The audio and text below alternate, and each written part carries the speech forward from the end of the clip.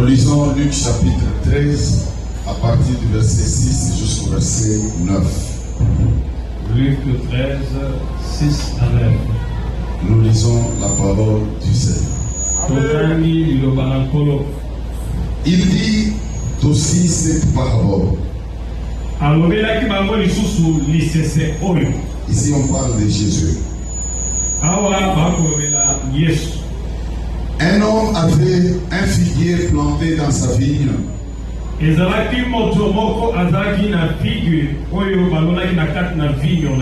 Il vint pour y chercher du fruit et il n'en trouva point.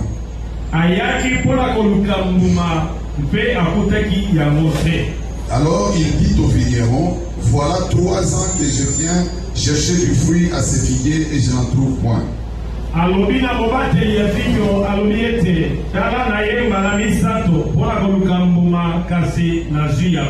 Couplé, pourquoi occupe-t-il la terre inutilement?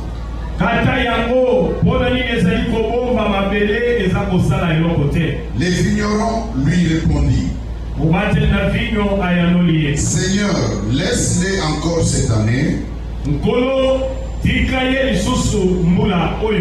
Je creuserai tout autour et j'y mettrai du fumier.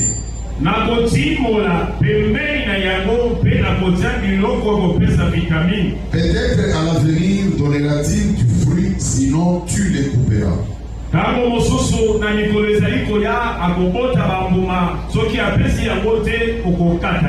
Parole du Seigneur. Tu peux encore acclamer pour le Seigneur. C'est lui qui t'a accordé encore le souffle de vie ce matin.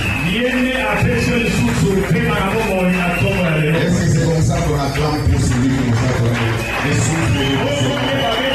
Est-ce qu'on peut ajouter encore les acclamations pour celui qui nous a encore accordé le souffle de vie?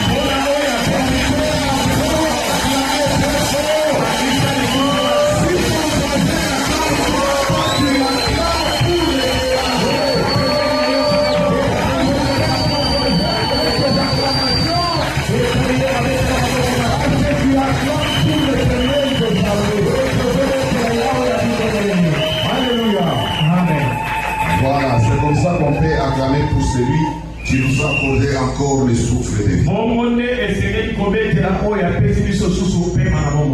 Bien aimé, est-ce qu'on peut nous arranger un peu avec les sons, s'il vous plaît?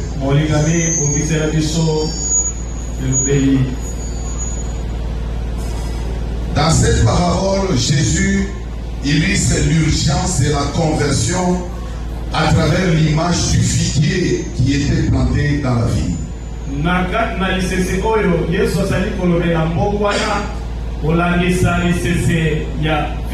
C'est-à-dire l'urgence de la conversion. Les propriétaires viennent chercher du fruit pendant 3 ans. Il a planté les figuiers dans sa vigne. Dans un champ de vigne. Et là, il a planté une autre plante qu'on appelle les figuiers. Alors, il revient pour chercher du fruit. Il trouve que l'arbre n'avait pas produit du fruit et cela faisait 3 ans.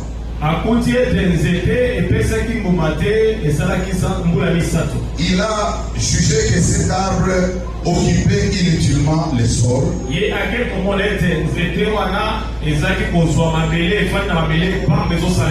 il ordonna à ce qu'on puisse l'abattre. Bien aimé, il y avait les vignerons. Les vignerons, donc celui qui travaille, c'est une seule personne. Ici, il y avait les vignerons qui a intercédé auprès du maître pour dire que donnez-lui encore une année. C'est-à-dire que moi je vais creuser autour de ce figuier Je vais y mettre du fumier avec l'espoir qu'il puisse produire du fruit.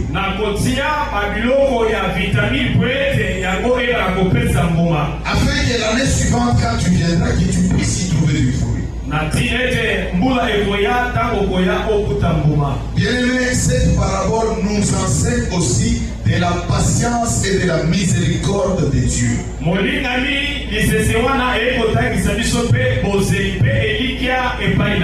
Parce que le maître, quand il est venu, il voulait couper l'arbre qui occupait inutilement les sols.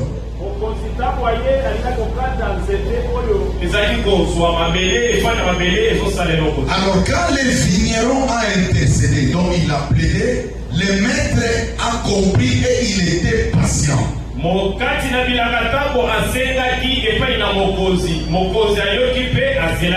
Donc dans cette parabole, nous voyons aussi la patience et l'amour de Dieu.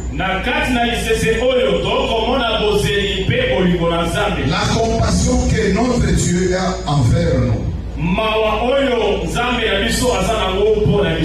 Pour développer maintenant cette parabole, nous voyons qu'il y a 4 représentations.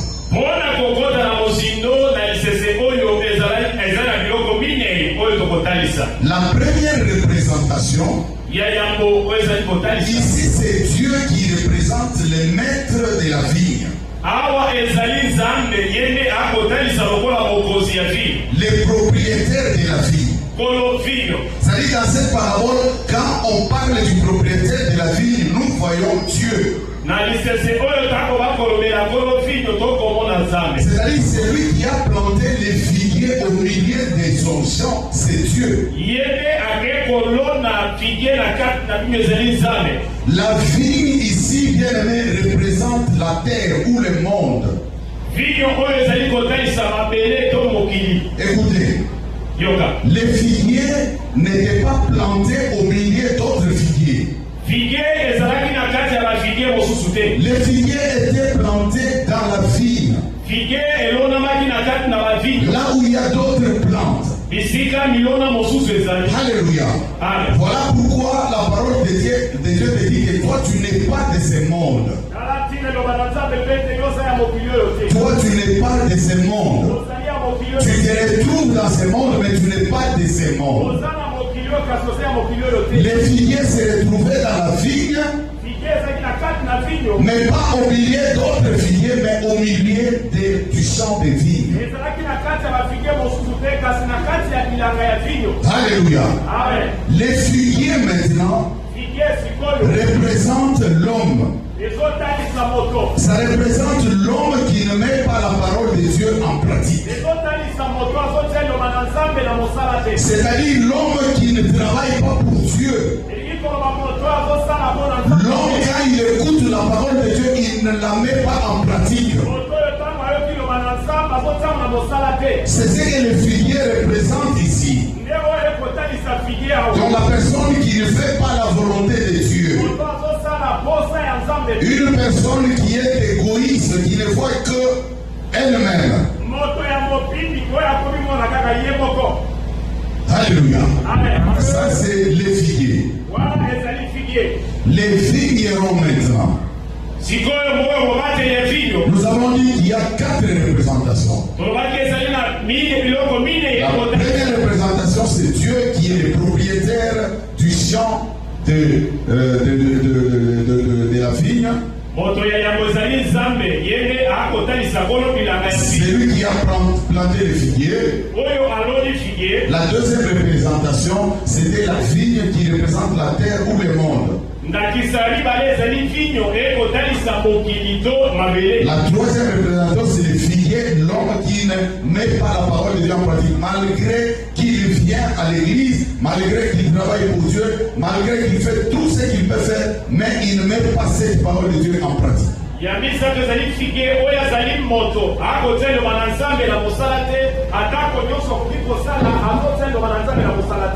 quatrième représentation ici, c'est Jésus. Jésus qui représente les vignerons. Bien aimé, la parole de Dieu nous dit que Jésus est auprès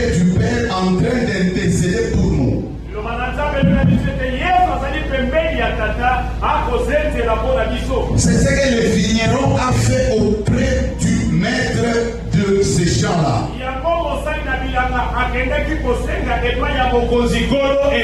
C'est ce que le vigneron a fait auprès du propriétaire du champ.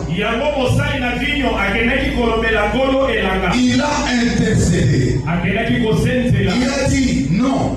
Au lieu de couper cette plante. Parce que quand vous lisez, vous allez voir que cet arbre-là avait même des feuilles qui étaient faites.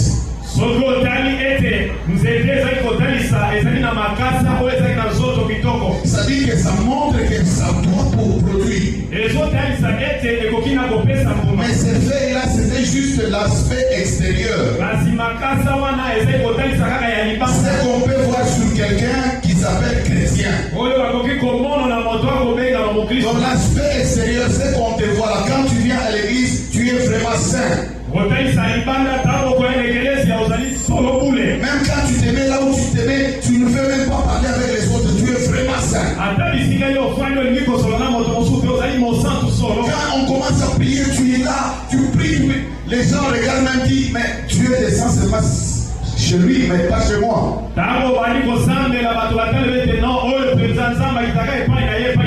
Quand on chante, tu es en train de chanter, d'adorer, de louer Dieu. Ça, ce sont les feuilles vertes du figuier. L'aspect extérieur, c'est que les gens peuvent voir de l'extérieur. Mais à l'intérieur, il n'y a pas ce qui peut produire les fruits. Le vigneron a intercédé auprès du propriétaire du champ. Le propriétaire a planté cet arbre avec un objectif et un but. C'était pour manger les fruits. Et quand il revient pour manger les fruits, on nous dit après 3 ans, il trouve aucun fruit. Et il trouve que cet arbre est en train d'occuper la terre inutilement. Alors il demande au vigneron de couper cet arbre. Alléluia. Parce que cet arbre était inutile. C'est comme ça que toi aussi, quand tu es là, tu peux avoir des choses, même dans ta maison, même tes habits. Tout ce que tu peux avoir, il y a des choses que tu trouveras inutiles et tu dis ça, je vais jeter parce que c'est inutile.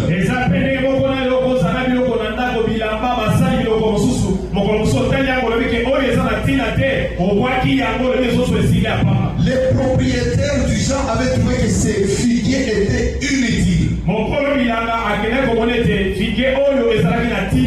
Alléluia. Amen. C'était inutile.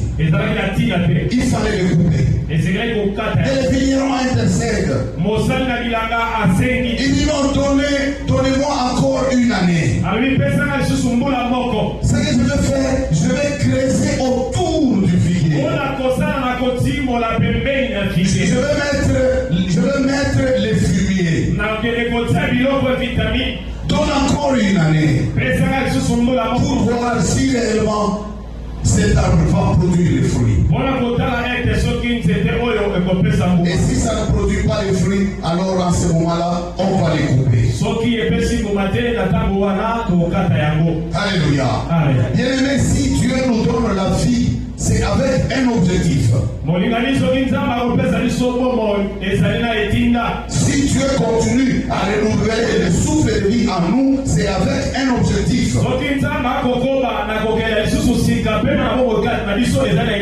Bien-aimé, Dieu nous a créés pour un but précis. Ce n'est pas pour notre propre plaisir ou bien que nous puissions nous satisfaire nous-mêmes, mais il nous a créés avec un but précis.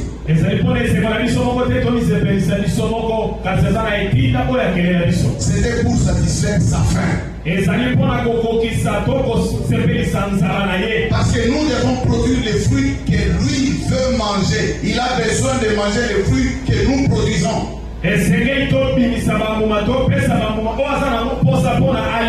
Alléluia.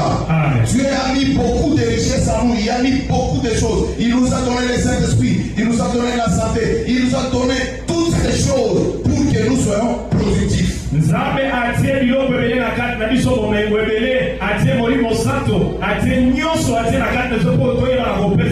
si nous ne sommes pas productifs, voilà pourquoi la question revient pour dire qu'il faut les couper parce qu'ils occupent la terre ou les sol inutilement.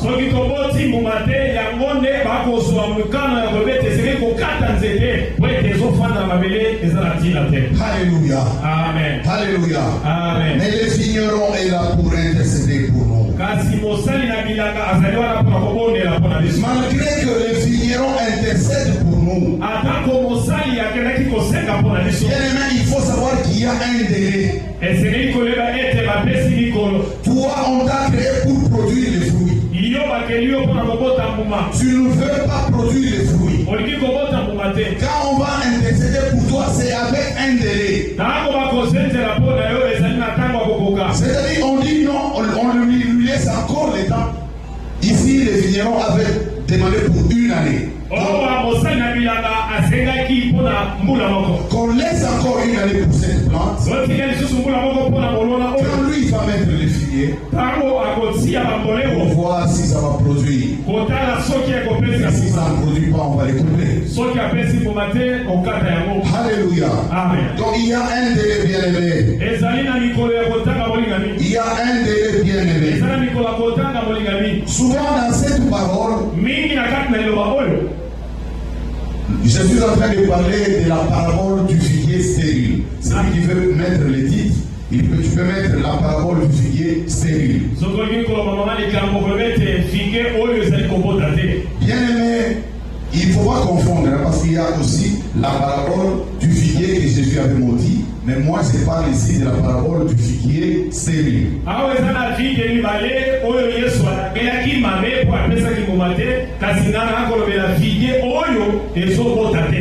Dans cette parabole, souvent, on nous montre toujours l'aspect de la stérilité.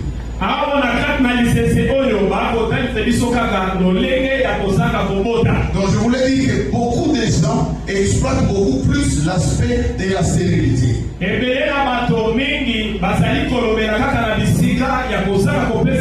C'est-à-dire que les fruits que l'homme doit produire, s'il ne produit pas, on les coupe. Mais dans cette parole plutôt, j'ai découvert aussi une deuxième partie. Une deuxième partie qui parle du délai, qui parle de l'intercession du vigneron, qui parle de la miséricorde et de la grâce de Dieu. Je commence d'abord avec la première partie concernant la stérilité. Tu es un enfant de Dieu. Tu es un enfant de Dieu. Tu dois te poser la question. Est-ce que tu es productif ou pas? Est-ce que tu es productif ou pas? Les fruits, on connaît ici que nous devons produire, c'est l'amour. Ce sont les bonnes œuvres, c'est la justice. Mais nous parlons beaucoup plus de l'amour. Parce que l'amour englobe toutes ces choses. Parce que quand tu as l'amour, tu ne peux même pas faire du mal à quelqu'un. C'est les fruits que nous devons produire. Si vous regardez les 10 commandements qu'on nous a donnés dans la Bible, ceux-là ont été regroupés en deux. Deux commandements. L'amour envers Dieu et l'amour du prochain. Dans toute la Bible, il n'y a que l'amour.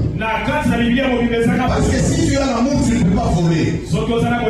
Si tu as l'amour, tu ne peux pas commettre la sorcellerie. Si tu as l'amour, tu ne peux pas commettre l'injustice. Si tu as l'amour, tu ne peux pas haïr les gens. Alléluia. Mais maintenant, c'est lui qui se retrouve dans toutes ces choses. Quelqu'un qui est vantard. Quelqu'un quelqu'un qui est impudique, quelqu'un qui est sous l'art du trône, quelqu'un qui est dans toutes ces choses-là, il ne produit pas les fruits que Dieu attend. Il est improductif. Il est improductif. Parce que les fruits que Dieu attend ici, c'est les fruits de l'amour. Est-ce que tu as l'amour pour l'œuvre de Dieu? Est-ce que tu as l'amour pour Dieu?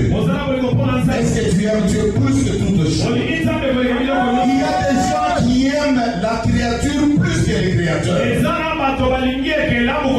Les gens qui aiment des choses de ce monde plus que Dieu. Ce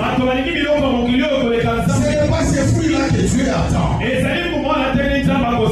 Alléluia. Amen. Les gens qui sont en train de se trahir entre eux. Ce n'est pas ces fruits-là que Dieu attend. Dieu attend les fruits d'amour. Parce que quand tu as l'amour, tu ne peux pas trahir ton frère. Quand tu as un problème avec ton frère, tu vas aller les voir. Même s'il va se fâcher, mais tu vas aller les voir. Tu vas lui dire la vérité. Et c'est ça l'amour. Mais toi, tu n'as pas l'amour. Toi, tu vas les calomnier. Toi, tu vas aller trouver d'autres personnes pour les calomnier. Donc, tu es improductif. Il y a des gens qui sont dans la sorcellerie. On est en train de prêcher tous les jours. Mais ils ne veulent jamais abandonner la sorcellerie. Ils sont là pour nuire les gens. Ils sont là pour nuire les enfants de Dieu. Ce n'est pas ces fruits-là que Dieu attend. Ce n'est pas ces fruits que Dieu attend. Toi, tu es marié. Tu es en train de tromper ta femme. Tu viens à l'église. Tu travailles même à l'église. Tu es même un pasteur. Un serviteur de Dieu. Mais tu trompes ta femme. Ce n'est pas cet amour que Dieu attend. Alléluia. Toi aussi, tu deviens comme la femme de Potiphar. Tu dis que mon mari est devenu vieux, alors je ne sais pas jouer avec lui. Alors je vais chercher les jeunes garçons. Et tu sors avec les jeunes garçons. Non, ce n'est pas ces fruits-là que Dieu attend. Ce n'est pas ces fruits-là que Dieu attend. Toi tu te dis, non voilà, on ne me donne pas l'argent à la maison, je vais me prostituer. Tu commences à sortir avec des vieux papas. Quelqu'un de mon âge comme ça. Et toi tu as 16 ans, 17 ans. Tu veux sortir avec des papas de mon âge. Parce qu'on va te donner l'argent. Ce n'est pas ces fruits-là que Dieu attend. Dieu n'attend pas ces fruits-là. Alléluia. Quand tu as l'amour, tu vas te dire, si ma mère apprend ça, si mon père apprend ça, même si à l'église on apprend ça, ça ne sera pas bien. Si Dieu voit ça, ça ne sera pas bien. En ce moment-là, tu as l'amour. Tu as l'amour. Et c'est ce que Dieu veut. Parce qu'avec cet amour, tu te diras, je ne ferai pas ça. Alléluia. Alléluia. Je ne vais pas citer beaucoup de choses ici. Mais toi-même, tu connais ce que tu fais. Et toi-même, tu es conscient que ce n'est pas la volonté de Dieu. Tu sais que ça, ce n'est pas ce que Dieu veut. Et même ce matin, tu as fait encore cette chose-là. Mais tu sais que Dieu ne veut pas ça. Hier, tu as fait la même chose. Mais tu sais que Dieu ne veut pas ça. C'est l'arbre ici que quand le maître vient, le propriétaire du champ, il dit que cet arbre occupe le sol inutilement. Alors il faut couper cet arbre. Il faut couper ça. À la place, on peut planter d'autres arbres et qui peuvent produire des fruits. Alléluia. Est-ce que toi tu es productif? Est-ce que toi tu es productif, bien-aimé?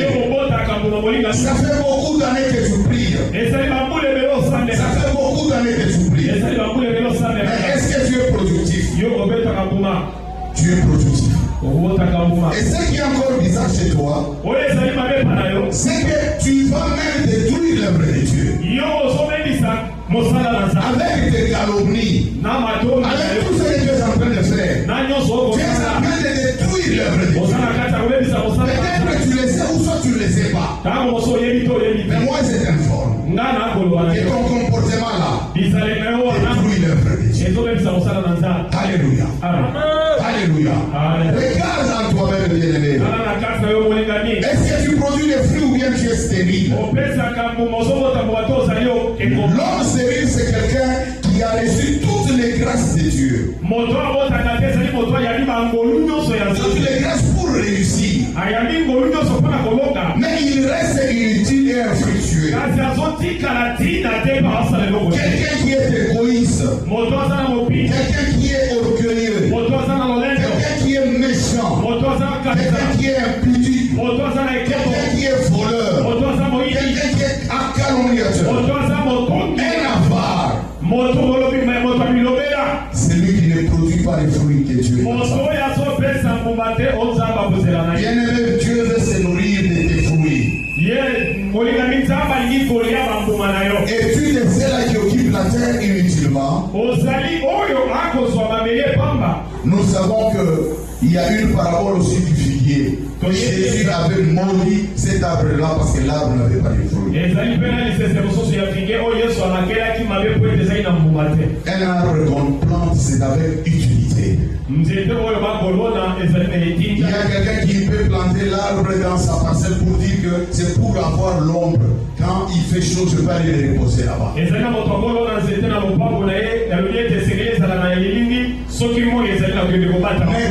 quand il plante l'arbre et il fait chaud, cet arbre ne produit pas l'ombre. Pendant 3 ans, il va couper, il va dire ça occupe la place inutile.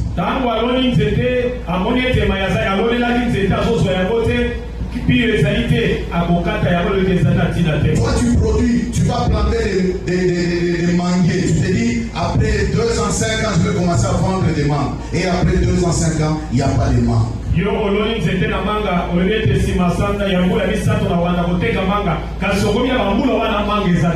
Je ne sais pas si tu vas continuer à attendre et attendre. Je pense que tu vas couper ces arbres-là.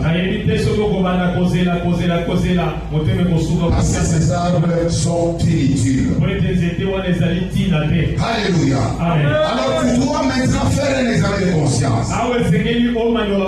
Est-ce que tu es utile ou bien tu n'es pas utile?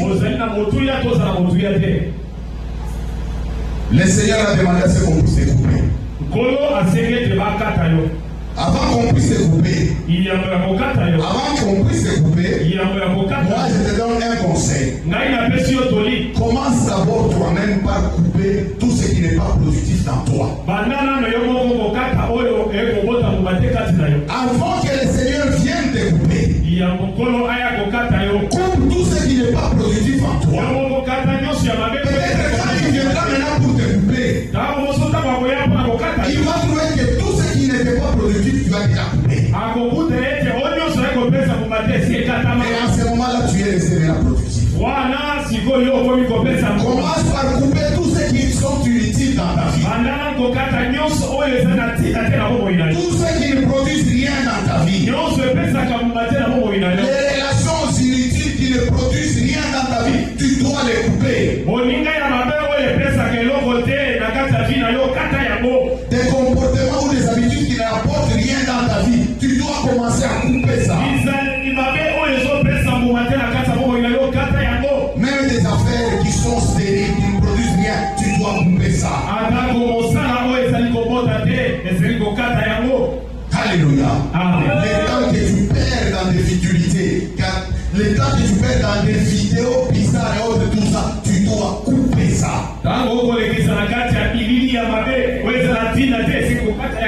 Alléluia. Tu dois commencer à couper. Tu regardes, tu as la jalousie, tu coupes. Tu es calomniateur, tu coupes. Tu es avare, tu coupes.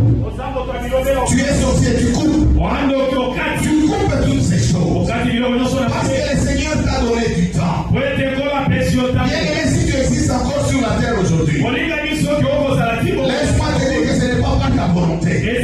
C'est parce qu'il y a un intercesseur qui intercède auprès de Dieu, qui intercède pour nous. Voilà pourquoi le Seigneur nous accorde encore du temps. Il nous accorde encore du temps. Mais nous ne pouvons pas être aveugles dans ces temps-là. Nous devons comprendre qu'il y a un délai. Et pendant ces temps-là, pendant ces délais, commence à couper toutes ces choses qui sont stériles dans ta vie. Toutes ces choses qui ne produisent rien dans ta vie, qui ne produisent pas les fruits que Dieu attend. Toutes ces choses qui sont inutiles dans ta vie, commence à les couper. Et quand le maître viendra, il va trouver que tout ce qui était inutile chez toi sont déjà partis. Alléluia. Là, j'ai parlé de la première partie. La première partie qui touche la stérilité de l'homme. L'homme qui ne produit pas les fruits. Maintenant, je vais toucher à la deuxième partie. La deuxième partie, c'est là où on voit les vignerons qui a ce grand amour. Les vignerons qui a ce grand amour. Ils ne regardent tel que tu es là, malgré toutes les bêtises, tout ce que tu es en train de faire. Quand le Seigneur vient, il veut te couper. C'est comme s'il veut même te tuer ou t'enlever sur la terre. Mais les vignerons, c'est-à-dire Jésus est en train de plaider. Il dit, Seigneur, ne les coupe pas, ne l'enlève pas maintenant sur la terre. Donne-lui encore du temps. Donne-lui encore une année. Moi, je vais travailler avec lui. Moi, je vais laisser qu'il puisse se renouveler. Je vais creuser autour de lui. Je vais creuser autour de l'arbre et je vais mettre du fumier afin qu'il puisse produire. atako na nyonso yo ozali na kati na nyonso ya mabe ozali me ntango kolo bilanga ye alobi te tokata ye azali kozenzela epai na ye te kolo tika nano pesa ngai ntango ngai nakotimola pembeni na ye nakotia biloko ekosala etata na mbona moko ayeba nakopesa mbuma. Oui, bien-aimé, peut-être là où tu es, bien sûr, il y a des choses. Parce qu'il y a des gens, quand ils commettent des péchés, il rentre, il est en train de regretter, il comprend qu'il a commis des péchés.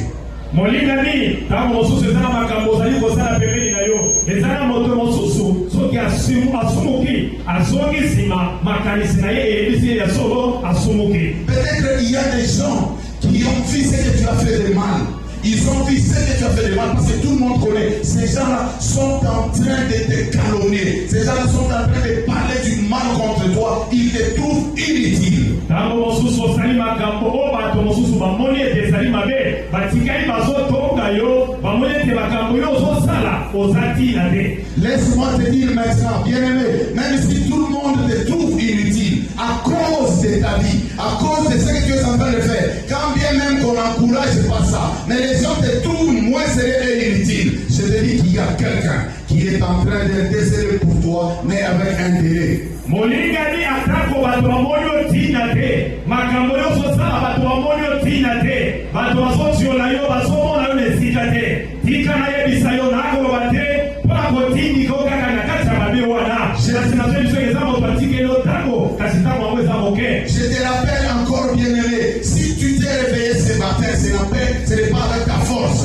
molingani nakokanisa ete soki olamuki na ntongo lelo eza na makasi na yo moko. C'est à cause de Jésus qui est en train d'intercéder auprès du Père pour nous. eza mpona yesu oyo azali kobondela butu oyo mpona biso epai na tata. Il y a des gens qui sont en train de mourir ici tous les jours. eza bato bakokufa mikolo nyonso. Toi, malgré ce que tu es en train de mener comme mauvaise vie, yo atako oyo okobika lokola bomo ya mabe. tu te poses des questions. ozoli tuna motuna. Pourquoi tu ne meurs pas? Il y a des gens qui ont fait moins que toi mais qui meurent. mpona nini okokufa te eza bato basali makambo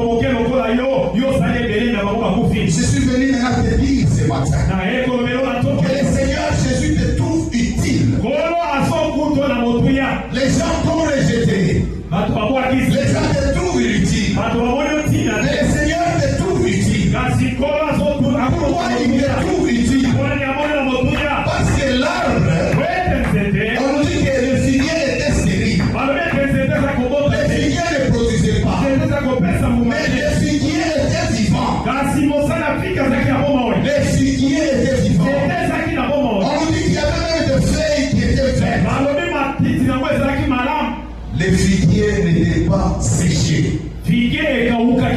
Alléluia. Amen. Les figuiers étaient vivants.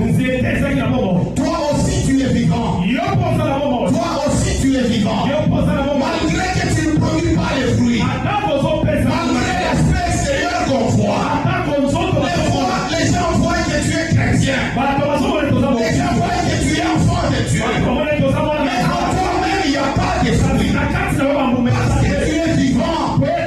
Le Seigneur Jésus demande à ce qu'on te laisse encore en vie. Comme il a demandé à ce qu'on laisse le figuier en vie. Le Seigneur demande à ce qu'on te laisse encore en vie.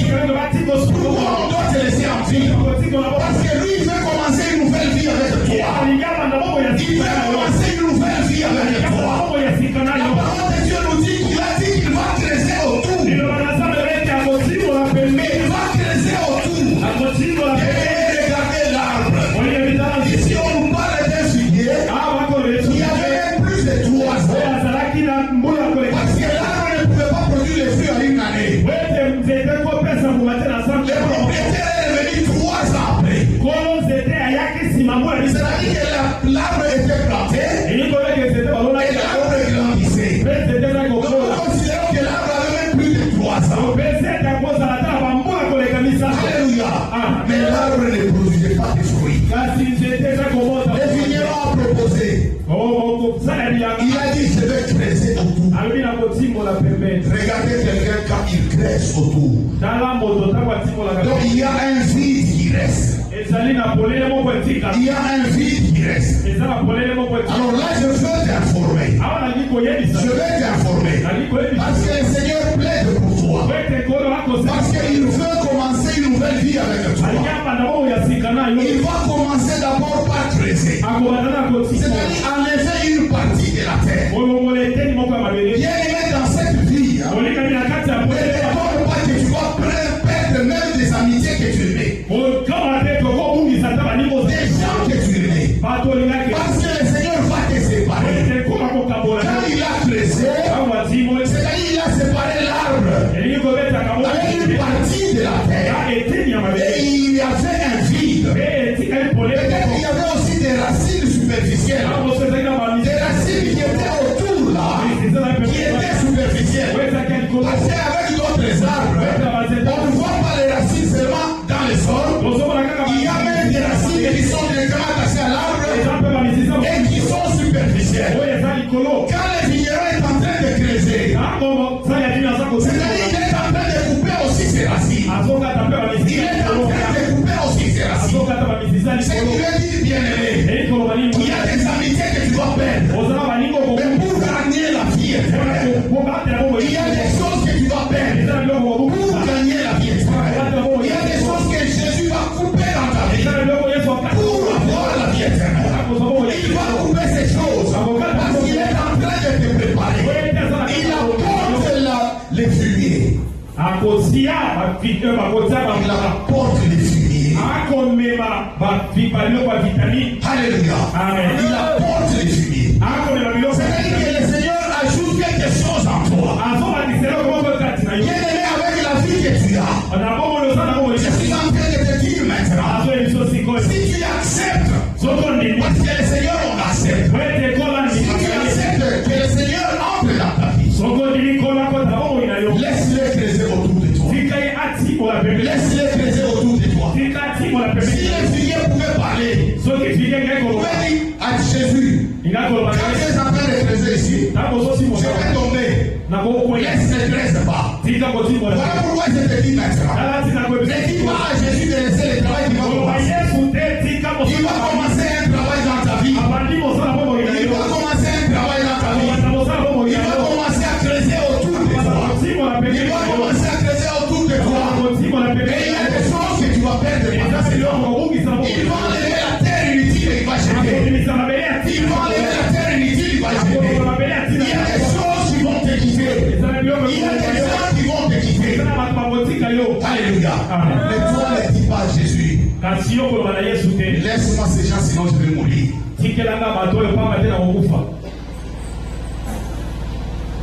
Alléluia. Alléluia. Bien-aimé, Dieu est merveilleux. Jésus nous aime beaucoup. Il nous aime beaucoup. Voilà pourquoi tu dois profiter de l'occasion d'aujourd'hui. Tu dois profiter de l'occasion d'aujourd'hui pour que le Seigneur puisse travailler encore avec toi. Parce que si tu dis encore, c'est parce que lui, il a plaidé auprès de Père. Au moment où toi tu l'enflais peut-être. Au moment où toi tu étais peut-être dans des bêtises dans la vie qui n'honorent pas Dieu. Au moment où même les bons frères, les gens t'ont rejeté. Mais lui, il t'a trouvé utile. Lui, il t'a trouvé utile. Il a dit malgré la vie qu'il est en train de mener. Mais moi, je vais les travailler. Moi, je vais les travailler. Je vais creuser autour de lui. Et je vais mettre du fumier afin qu'il puisse produire du fruit. Bien-aimé, je suis en train de dire à quelqu'un. Je suis en train de dire à quelqu'un ce matin. Oui, tu connais la vie que tu es en train de mener. Et les gens te condamnent pour ça. Parce que même quand les maîtres étaient venus pour couper les figuiers, peut-être qu'il y avait des gens autour de lui qui pouvaient dire oui, il faut les couper parce qu'il n'est pas productif. Oui, peut-être qu'il y a des gens aussi qui te condamnent pour la vie que tu es en train de mener. Mais le Seigneur Jésus te trouve utile. Il te trouve utile. Voilà pourquoi il plaide encore auprès de Dieu. Le Seigneur t'accorde encore la vie. Pour les figuiers, il avait demandé une année. Mais pour toi, je ne sais pas s'il a demandé combien de temps. Je ne sais pas s'il a demandé combien de temps. Et parce qu'à la fin, il a dit, si les propriétaires, tu les viens, et que tu trouves qu'il n'y a pas de colis, malgré le travail que j'ai fait, alors coupe-la.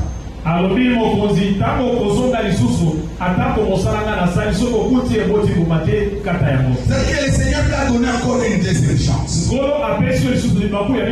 Bien-aimé, attrape cette deuxième chance. Arrête toutes ces choses que tu es en train de faire.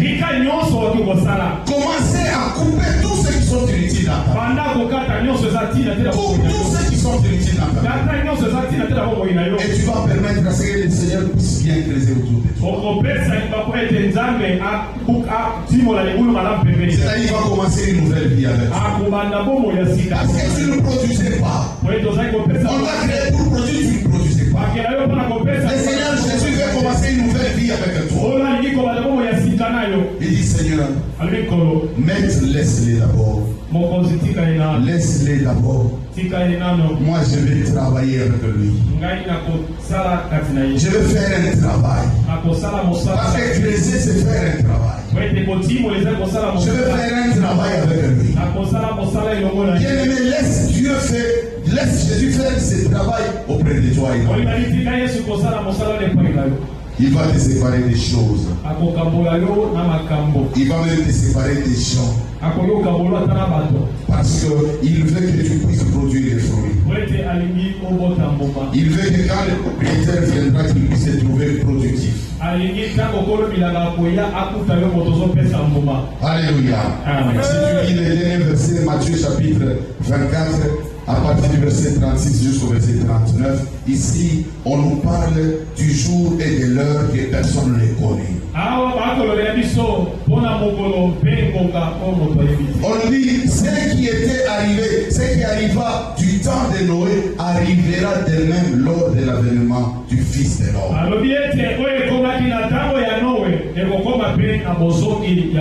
On nous dit que pendant ce jour, il y avait des gens qui fêtaient, qui mariaient leurs enfants et autres, tout ça, qui mariaient leurs filles, mais ils étaient dans la distraction.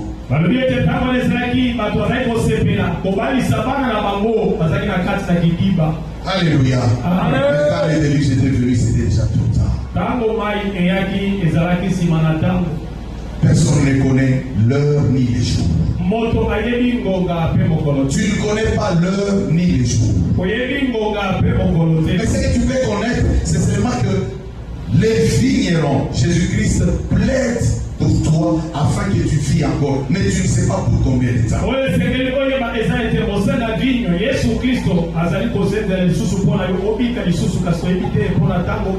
Voilà pourquoi tu dois faire un effort, Seigneur. Mon frère. Tu dois faire un effort. Parce que tu ne connais pas quand est-ce que le Seigneur Jésus viendra.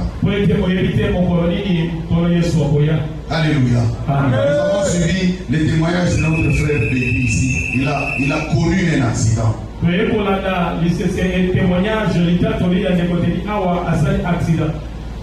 Mais il y a d'autres qui commettent des accidents et ils meurent sur place. Alléluia. Amen. Sur place. On n'a même pas le temps de l'amener à l'hôpital si la tête est de l'autre côté, les bras de l'autre côté. Donc, c'est très compliqué. Il y a des gens qui meurent dans des conditions comme ça.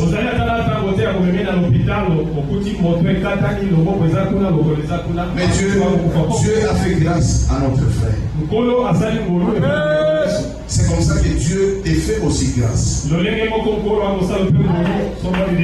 toi tu te dis, moi je n'ai pas fait l'accident de la moto, mais Dieu te fait grâce parce qu'il y a des choses qui t'attaquent dans ta vie qui veulent même te tuer, que toi tu ne connais pas, mais le Seigneur te protège encore.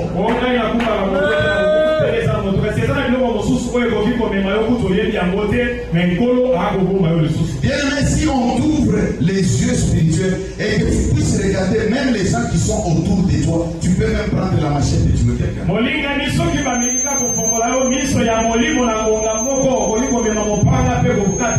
Tu as des gens qui veulent te tuer, des gens qui complotent contre toi. Toi tu es là, tu ne connais même rien. Il y a des gens qui complotent, qui font même des jeunes pour te tuer. Mais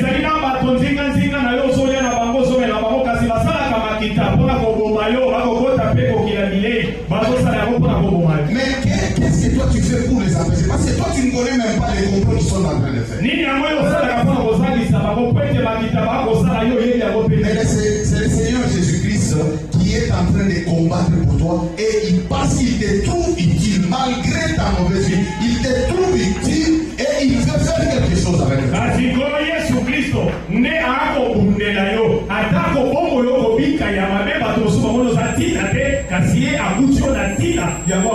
Et tu dois comprendre que si tu es sur la terre, c'est avec un but. Dieu t'a créé avec un but.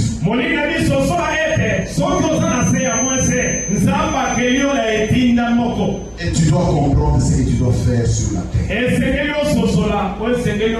Tu dois comprendre ce que tu dois faire sur la terre. Ici sur la terre, nous sommes des pèlerins. Nous sommes des pèlerins. Nous ne serons pas éternels ici sur la terre. Est-ce que toi tu comprends ces choses? Toi tu comprends ces choses. Tu te contentes encore avec cette vie. Parce que tu continues à vivre. Si tu continues à vivre encore, c'est à cause du vigneron. C'est à cause du vigneron. Il te trouve vivant. Tu es en train de vivre. Et il demande à ce qu'on t'accorde encore le temps de vivre. Parce qu'il a un travail qu'il veut faire avec toi. Alléluia. Amen. Le Seigneur Jésus-Christ a un plan merveilleux pour nous. Mais il y a beaucoup de gens qui empêchent le Seigneur afin qu'il puisse accomplir ses plans dans leur vie à cause de ce qu'ils sont en train de faire.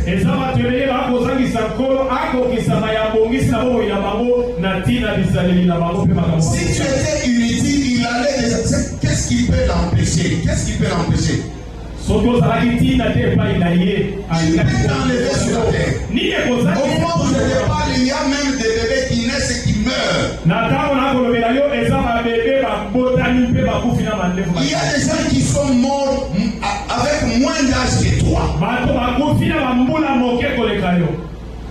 Toi, tu les dépasses en quoi? Tu ne les passes en quoi? Tu dois comprendre si le Seigneur te garde encore. C'est pour un but. C'est-à-dire qu'il a encore des choses qu'il a préparées pour toi. Ce que tu as là, c'est bien.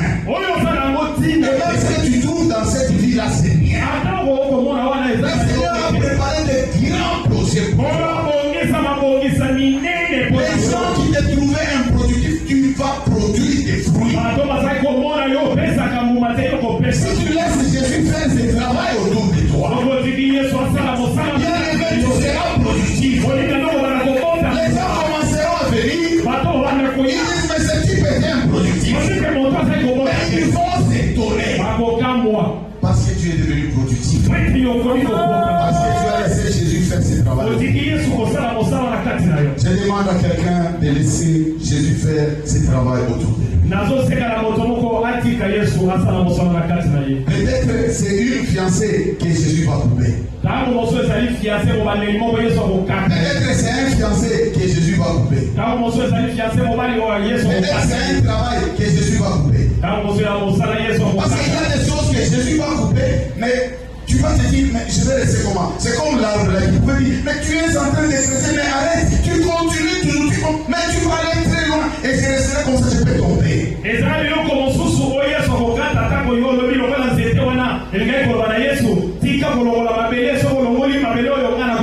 Mais l'arbre n'a pas dit ça. Ne dis rien à Jésus. Laisse-le faire ce travail. Parce qu'il sait que la vie que tu es en train de mener, ce que tu es en train de faire là, on peut te couper aujourd'hui ou demain. Mais lui, il ne veut pas qu'on puisse se couper comme ça. Il veut réaliser ses projets dans ta vie. Alléluia. Alléluia. Amen. Tu dois comprendre que Jésus t'aime beaucoup. Malgré les feuilles vertes que les gens peuvent voir de loin. Avec la grosse Bible, tu te promènes avec la grosse Bible. Quand tu vois les gens, c'est toujours Shalom, Alléluia, Shalom. Tu n'es même pas bonjour aux gens. Les gens te voient, ils disent, mais celui-là, vraiment, celui-là, s'il rate le ciel, on ne sait pas. Ce sont les feuilles vertes. Mais en toi, il n'y a rien. Laisse-toi auprès de Jésus. Il va faire un travail avec toi. Et tu seras productif. Son objectif, c'est parce qu'il croit en toi. Les gens peuvent arrêter de croire en toi. Ils peuvent, peut-être qu'il y a des gens qui croyaient en toi. À un certain moment, ils vont avec toi, ils regardent. Oh, il y a des gens qui commencent même à se retirer. Les gens commencent à se retirer parce qu'ils ne croient plus en toi.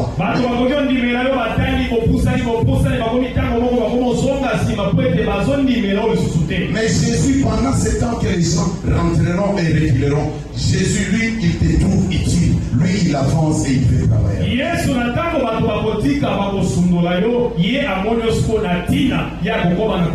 Parce que Jésus ne veut pas que tu puisses mourir dans ton péché.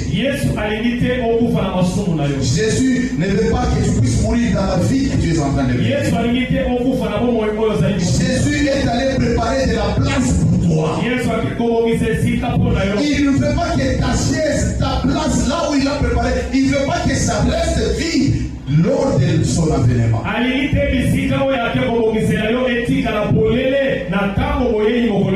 Voilà pourquoi il plaide encore au Père. Parce qu'il veut, quand il viendra, il puisse se prendre. Parce que tu ne manqueras pas de la place qu'il a déjà préparée pour toi. Alléluia. Voilà pourquoi il insiste. Et il intercède auprès de Dieu pour qu'on te laisse encore en vie. Mettons-nous debout, nous allons prier. Bien-aimé, tu connais ta vie.